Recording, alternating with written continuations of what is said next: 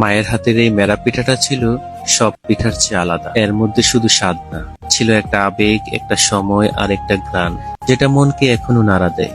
ছোটবেলায় নানা বাড়ি গেলে শীতের সকাল মানেই ছিল পিঠার আয়োজন। মামি, খালা, মা সবাই মিলে বসতেন একসাথে। চুলার পাশে গল্প চলতো, হাসি চলতো আর চলতো পিঠা বানানো। চালের গুঁড়ায় লবণ ও পানি মিশিয়ে একটা কাই করা হতো।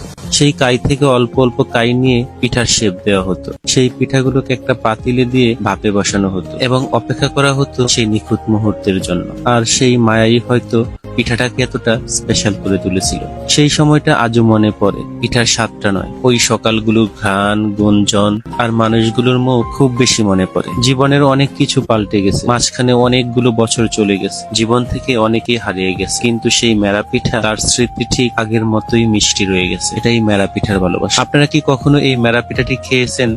আর কবে খেয়েছেন এবং কার হাতে খেয়েছেন সেই মেরা পিঠাটি অবশ্যই কমেন্ট করে জানাবেন।